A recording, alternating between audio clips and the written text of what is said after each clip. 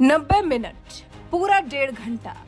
लाल किला की प्राचीर से पीएम मोदी ने देश के 77वें स्वतंत्रता दिवस पर तिरंगा लहराया और फिर पूरे 1.5 घंटे का भाषण दिया। 10वीं बार पीएम मोदी को यह मौका मिला जब देश का प्रधानमंत्री होने के नाते उन्होंने लाल किले से तिरंगा लहराया और साथ ही विपक्ष को कड़ा संदेश भी दे दिया। विपक्ष को समझा भी दिया कि आसान नहीं यूं मोदी हो जाना और आसान नहीं है मोदी को हटाना, क्योंकि पीएम मोदी ने दावा कर दिया है फिर से आने का, जनता को भरोसा दे दिया है फिर अगले साल भी लाल किला की प्राचीर से तिरंगा लहराने का। पीएम मोदी के 15 अगस्त के भाषण में आगामी लोकसभा चुनाव की झलक साफ देखने को मिली। मणिपुर से लेकर करप्शन तक पीएम मोदी ने ऐसे कई मुद्दों को अपने भाषण में शामिल किया जिसे 2024 के लिहाज से काफी महत्वपूर्ण समझा जा सकता है, या फिर कहा तो ये भी जा सकता है कि पीएम मोदी ने अपने भाषण से विपक्ष को कंफ्यूज कर दिया। देखा ही होगा अपने विपक्ष ने कैसे मानसून सत्र के कई दिनों को हंगामे की भेंट चढ़ा दिया। मणिपुर मामले को लेकर अविश्वास प्रस्ताव लेकर अंत के दिनों में भी काम नहीं होने दिया। हालांकि पीएम मोदी ने आकर मणिपुर पर बात की, भाषण दिया और तो और मणिपुर पर तो वो लाल किला से भी बोलने से बचे नहीं। उन्होंने लाल किला की प्राचीर से मणिपुर के दुख की बात की, मणिपुर के घाव की बात की। उन्होंने कहा, पिछले कुछ सप्ताह नॉर्थ ईस्ट में, विशेषकर मणिपुर में और हिंदुस्तान के भी अन्य कुछ भागों में, लेकिन विशेषकर मणिपुर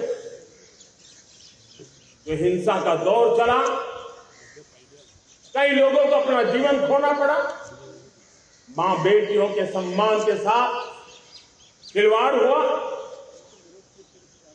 लेकिन कुछ दिनों से लगातार शांति की खबरें आ रही हैं। देश मणिपुर के लोगों के साथ है। देश मणिपुर के लोगों को पिछले कुछ दिनों से जो शांति बनाए रखी है, उस शांति के पर्व को आगे बढ़ाए और शांति से ही समाधान का रास्ता निकलेगा और राज्य और केंद्र सरकार मिलकर के उन समस्याओं के समाधान के लिए भरपूर प्रयास कर रही है, करती रहती है। सुना आपने, पीएम मोदी ने मणिपुर को एहसास दिला दिया है कि वो मुश्किल वक्त में मणिपुर की जनता के साथ खड़े हैं। यही मुद्दा है जिसको लेकर विपक्ष अविश्वास प्रस्ताव लेकर आया था। ये कहकर कि पीएम मोदी इस मामले पर बोलने से बच रहे हैं, तो कुछ इस तरह से पीएम मोदी ने विपक्ष के 2024 के लिए इस मुद्दे पर मोदी सरकार को घेरने के प्लान को धराशायी कर दिया। इसके साथ ही पीएम मोदी के भाषण में एक और जो नई बात दिखाई दी वो परिवारजन। पीएम मोदी ने आज देश को अपना परिवार कहा है। देशवासियों न कहकर आज बार बार पीएम मोदी ने परिवारजन शब्द का प्रयोग किया है और इसके साथ ही विपक्ष पर परिवारवाद को लेकर निशाना भी साधा है। आज परिवारवाद और तुष्टीकरण, इसने देश का बहुत बड़ा दुर्भाग्य किया। अब लोकतंत्र में ये कैसे हो सकता है कि पॉलिटिकल पार्टी, और मैं विशेष बल दे रहा हूं पॉलिटिकल पार्टी, आज मेरे देश के लोकतंत्र में एक ऐसी विकृति आई है जो कभी भारत के लोकतंत्र को मजबूती नहीं दे सकती। और वो क्या है बीमारी? परिवारवादी पार्टी। और उनका तो मंत्र क्या है? Party of the family, by the family and for the family.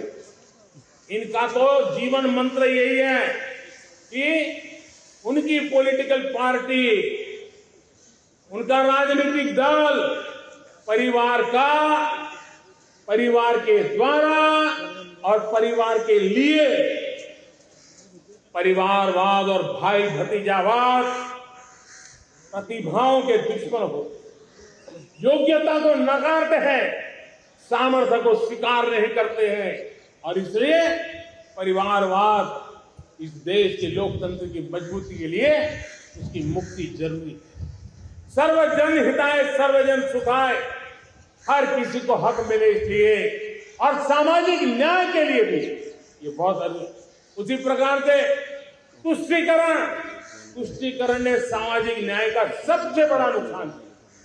अगर सामाजिक न्याय को तबाह किसने किया है तो ये तुष्टीकरण की सोच, तुष्टीकरण की राजनीति तुष्टीकरण का, सरकारी योजनाओं का तरीका, इसने सामाजिक न्याय को मौत के घाट उतार दिया।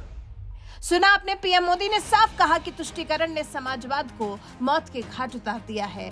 पीएम मोदी ने तुष्टीकरण से देश को खतरा बताया है और परिवारवाद को लेकर पीएम मोदी ने कैसे विपक्ष को घेरा है वो तो आपने देख ही लिया। हालांकि विपक्ष पर अपने भाषण के जरिए इस तरह से हमलावर पीएम मोदी ने फिर अपने काम के बलबूते पर यह भी कहा कि देश की जनता फिर एक बार उन्हीं को लेकर आएगी। एक तरह से विपक्षियों को चैलेंज कर दिया कि तुम चाहे मणिपुर छेड़ो या कोई और मुद्दा, इस बार भी पीएम मोदी को पीएम की कुर्सी से कोई नहीं हिला सकता। इस बार भी जनता पीएम मोदी को ही चुनेगी। देखिए पीएम मोदी ने अपने इस आत्मविश्वास के बल पर विपक्ष को कैसे कंफ्यूज किया। परफॉर्मेंस के आधार पर आप सब ने मुझे फिर से आशीर्वाद दिया,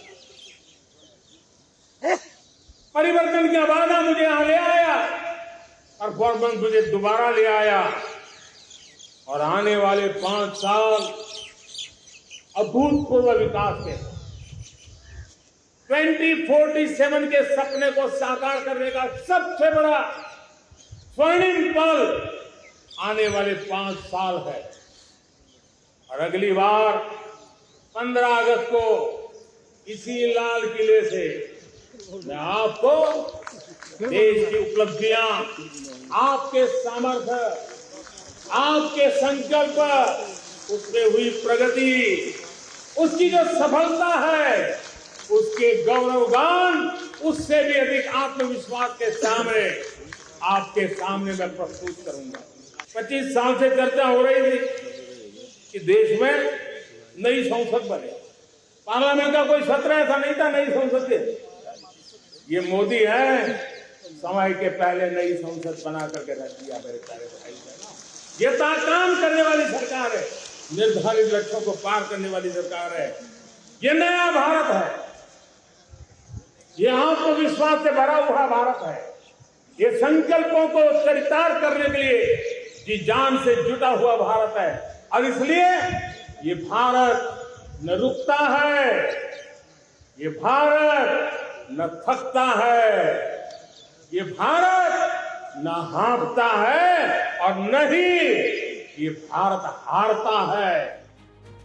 ये ऐसे मुद्दे हैं जिनकी शायद उम्मीद विपक्ष ने नहीं की होगी। विपक्ष ने शायद सोचा भी नहीं होगा कि पीएम मोदी अपने भाषण में इन मुद्दों को छुएंगे और अंत में कुछ इस तरह से अगले साल भी खुद ही लाल किले की प्राचीर से तिरंगा लहराने का दावा कर देंगे। वैसे आपको पीएम मोदी का भाषण कैसा लगा? क्या आपने पीएम मोदी का भाषण सुना? क्या आपको भी लगा कि पीएम मोदी के आगे विपक्ष कहीं नहीं टिकता है? इस बारे में आपका क्या कुछ कहना है? अपनी राय हमें कमेंट कर जरूर बताएं।